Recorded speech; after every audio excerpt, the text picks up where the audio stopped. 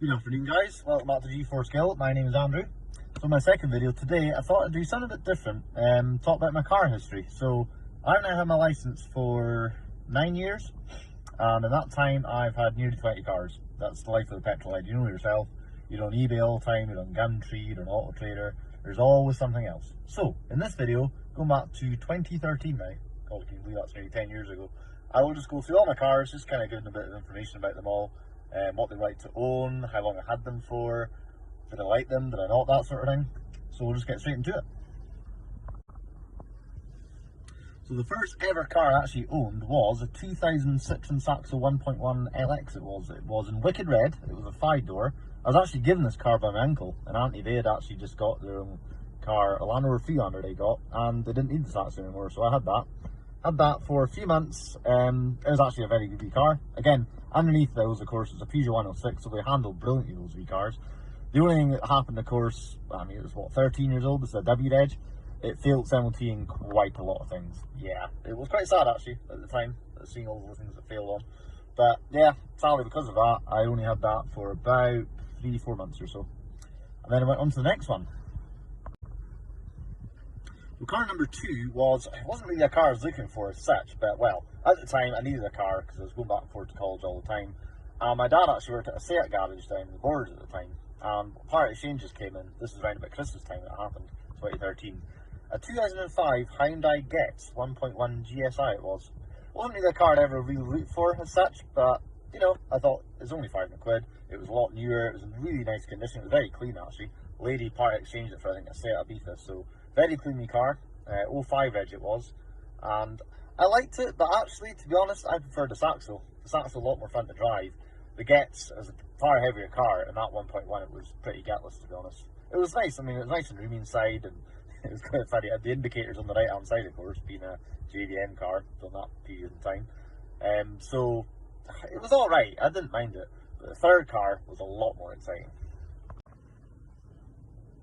Car number 3, well, bear in mind I was about 19 years old at the time, has to still be quite insurance friendly, was a 2008 Fiat Panda 100 horsepower. Now these are cracking little cars, really fun to drive. It was black, had the tinted windows, the nice alloy wheels, twin exhaust pipes, and it was cracking wee thing.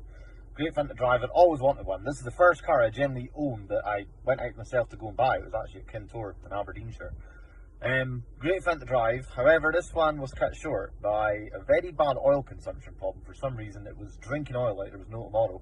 I never got to the bottom of it. I still don't know to this day what was causing it. There wasn't any oil leaks, there wasn't any blue smoke coming from it, it was maybe just something they do. So sadly that didn't actually last that long. I only had that for what, October 2014 until about January the next year.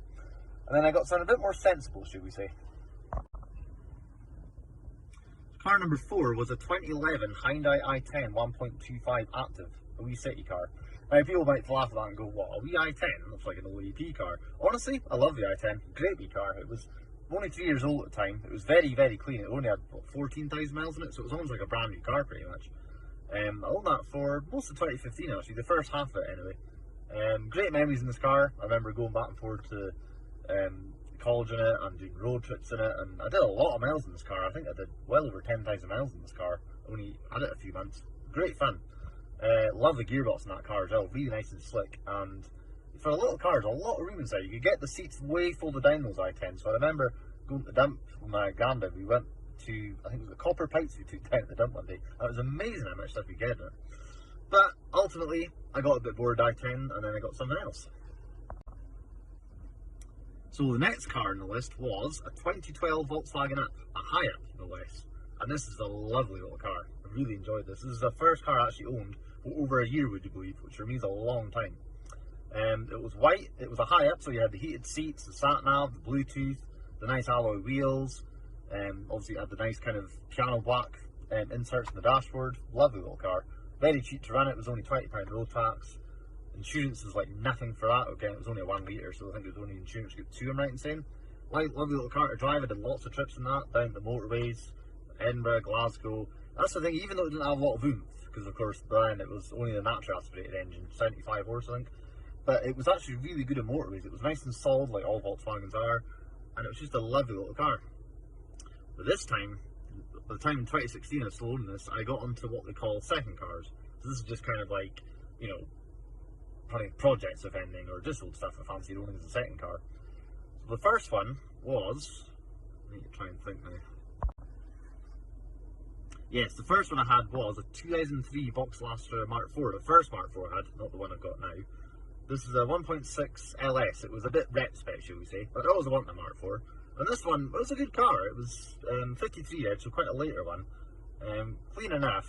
The only thing with this, it smelled of cigarettes when you got in it every time. I remember my friend James said, well, he called it the Astra, which I thought was quite clever actually, to be fair. I actually only owned this for a month, would you believe? This is the shortest term I've ever owned a car. Only had it less than a month. February 2016 is the only month I owned it. It was good, but sadly the exhaust started blowing, and I just never really truly bonded with this car somehow. But it was a good car nonetheless. The next second car I had was a wee cracker, which I wish I kept a lot longer actually. So the second car I owned in terms of like second cars, when I was still having the Volkswagen app, was a 1998 Ford Fiesta 1.25. Now this is a little belter of a car. It was kind of like a barn find. It was in someone's garage in Forest. They'd owned it just a few months I think. But taken out of the garage, it only had 37,000 miles on it I think. It was a 1998 and an S-Reg. It still had the original dealer plates on it. And what a wee cracker it was. It was obviously that generation Fiesta, great handling wee cars, really sporty suspension, and then handled brilliantly that wee thing. And the 1.25, that car went like a clapper, so it did. Bear in mind, this is at a time when small cars really were small, so really good fun to drive it was. I remember it had that same kind of 90s Ford smell inside that my old parents' cars had. My mum had a Z-Tech S Fiesta, my granny had a Ford Ka. It had that very same sort of smell inside, which I love about old cars. It's all a bit of nostalgia. I only had that a few months again. The only thing with that car, it had a leaking fuel tank, which is a bit disconcerting. Tried to fix that with some kind of putty, but I'm never really sure if I did get rid of the problem. But anyway, owned that until about May, and then I got something else. The next second car, so to speak, was, and you might have a few eyebrows raised here, was a 2001 Rover 25 1.4 Impression in gold. Yeah, you heard that right, gold. Not my first colour. But I've always liked Rovers, and you probably noticed that from cars I've had recently. So right now I've got my Rover 420. This is my first Rover, 1.4. K-Series, amazingly, the head gasket didn't go in this. It was actually a very nice little car. Wasn't as fun to drive as Fiesta. Just the steering wasn't quite as good, and it was a 1.4, but it wasn't that quick. I think it was only maybe the single cam version, so 183 horse I think it had. 83 horse it had. It was a nice wee car, really clean, but eventually I just kind of got a bit bored of it and then sold it. And by that point, I was just back to just having the app in itself until March 2017, where I just got my next car. The next car I owned, absolute cracker, 2012 Suzuki Swift Sport 1.6 in black. This was, well, a wee bit older than the app actually. It was a 12 plate, not a 62 plate. Fantastic wee cars these are. One of the best cars I've ever owned, to be honest. Really good in fuel, reliable, good looking, full of kit. I mean, even though you could drive that off its rails, it would still do about 58 miles to gallon, which is incredible. Really fun wee car. This had loads of journeys in it. This is actually the longest car I've owned so far. 2.5 years I've owned this for, believe it or not. I love the Swiss Sport. It's got like a sort of old school hot hatch feel. I mean, it's not that quick, only 134 horse, but it still had all the modern tech. It'd been a Japanese, of course, very reliable, very good wee car. Really enjoyed this. It wasn't until about a year later I got my, well, next kind of second car, should we say, or barn find, so to speak. So in 2018, when I still had the Swift, I also got a wee Vauxhall Corsa 1.4 Breeze. This is a 1998 and an R-Reg. Only paid £380 for this car. This is in Aberdeenshire, and it was in that lovely, what they call, what colour was it called again? Arden Blue. That's the name of the colour. Really bonny colour. And I owned this for a few months. This is just kind of used as a stopgap really, because at the time I had a job at Pizza Hut. This is just a summer job, and needed a car to get about. So had the Corsa, lovely wee car. First car I owned the sunroof, and I love a sunroof in the car, so really enjoyed that. It didn't put a foot on this wee car. It was totally reliable. Again, only £380 I paid for it, and then October 2018 I sold it. I put it on Gumtree one night for £550, and then the next morning on the Saturday it was gone for £500. So that is true Bangernomics, that buy, should we say. And then in 2019 I got my next kind of second car, should we say. And this one, again, was probably one of my favourite cars I've ever owned. A 2001 Ford Puma 1.7. And I love these cars. I think they look awesome. They're brilliant fun to drive. A lot of people think, ooh, a hairdresser's car. No. take a drive in a Puma, you will honestly think it is one of the best front wheel drive cars I've ever driven. Really good fun. It was silver. Amazingly, this one wasn't rusty. It actually had a lot of work done already. I think it had a new subframe and a load of work done to it. You know, new oil filters, new cam belt, water pump, new clutch in it, new brakes all around. It was a lot of money spent in this car. And honestly, it's the one car I wish I kept. Sadly, I sold this in August of that year. A few things kind of happened in my life at the time. I thought, well, I need to kind of not be having any spare cars lying about. And then, of course, it was just a Swift for until about October 2019. Until, of course, then I bought my favourite car I've ever owned. And this was a 2014 Ford Fiesta ST2 in what they call Spirit Blue. And I adored this car. And I still have doubts of whether I should have actually sold it or not. It was a 2014. It had only about 30,000 miles in it. I actually bought this when I was working at Arnold Clark at the time. Fantastic fun to drive. Really good fun. I mean, they're so quick, these things. I mean, 180 horse doesn't sound a lot in the grand scheme of things. But in such a small wee car, and compared to what I had before, it was really quick, this thing. The EcoBoost 2 litre 1.6 turbo, loads of torque in this thing as well. Great fun to drive. The only thing that spoilt this car is a very firm ride in it. Very stiffly set up, these STs. That's why they handle so well, of course. But I actually really enjoyed that car. Loved it. And to be honest, I still do miss it, to be honest. And then in October, just after lockdown, we could actually have a bit of freedom in our hands. I then got a car I've always wanted to own, which is, you might think is a bit strange. So in August 2020, me and my friend went down to Bradford to get this car, which is like the longest I've ever travelled to get a car before. It was a 2000 Vauxhall Vectra 2 litre CD. Now a lot of people think this is one of the most boring cars on the planet. Why on earth are you buying an old Vectra? I honestly love these cars. My dad had loads of company cars when I was a kid, and I know these cars very well, and this one's a lovely example. It was what they call, what colour was it again?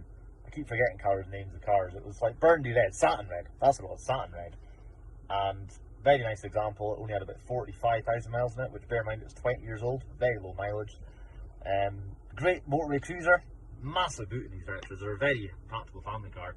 But the one thing that's important to me is a good chassis. And these Vectras, they don't handle well at all. They don't have a great chassis in them. I remember my dad, when I was younger, saying he used to understeer in the corners, and he's not wrong. He always kind of used to say they're just plowing a corner, and he's right. They're not sporty cars in sight, and I like that kind of car. Well, not a sporty car, but something that handles well. And these Vectras, no, they don't. They're built for motorways, primarily. So as much as I like the Vectra, and it was a good car at the time I had it, nothing really went wrong with it. I just did like maintenance. I think it had a wee oil leak fixed because of the cam cover gasket. But I did a lot of road trips in this car, I really enjoyed it. But ultimately, the start of 2021, I then sold it. Although, also in that time, I then bought another old car. This is also an oldie. This is a 2000 Ford Focus 1.8 Z-Tech, and I adore these cars. Honestly, as the car itself, one of the best cars I ever owned. I love these Mark I Focuses. I think they look great, they drive brilliantly, loads of room inside, good on fuel. There is one thing that's a very big weakness in these Focuses, and that's the rust. And unfortunately, the one I had was rotten as a pear. I didn't actually know this, I just took the MOTs and passed as a kind of, you know, a certainty saying, oh, it's fine, no rust in it. Oh no, it was rotten as a pear. When I actually put it into a garage, I know, to get a few bits of work done. Needed a new clutch, it was quite a high biting point. So I put it into a garage, and they phoned me saying, yeah, your car's not good. I'm like, what do you mean it's not good? Yeah, completely rusty underneath. I thought, oh my god. Thankfully, I was actually reimbursed. The guy who sold it to me, I actually put back to him and say, right, I need my money back, basically. And thankfully, he was a gentleman about it and gave me money back. I doubt this car's still on the road now, but if it is, yeah, it was not in a good way, shall we say. Anyway, after Focus, I then bought a hot hatch again. This is huge fun to drive. This was a 2009 Renault Sport Twingo 133, and these are, well, to this day, it's still the best handling car I've ever owned. It was fantastic fun to drive this, handling in this thing. It felt like a racing car, it really did. It was totally flat the way it cornered. And really enjoyed the Twingo. It was in capsicum red, really good colour. Had the anthracite alloys, the kind of body inserts as well. And a Scorpion exhaust, so on motorways it was an absolute nightmare, but it sounded good. It was a proper B-boy racer car, should we say. It was really fun. Really enjoyed that. Again, this is the time I still had the Fiesta ST, so I had two great hot hatches until I got another hot hatch, and this one is my first proper classic car. This is a 1989 Peugeot 205 GTI 1.6, and I've always wanted one of these cars. One of my favourite cars out there. I actually got the train down to Lincoln to buy this car, would you believe? That's as far as I went for this thing. It was a 1989 an F-Reg, really clean. It was, I wouldn't say it was like a show queen, but it was a really nice example. Drove it all the way home, no bar at all, and this 205, honestly, out of all the cars I've owned, nothing gets attention like a 205. People love these cars.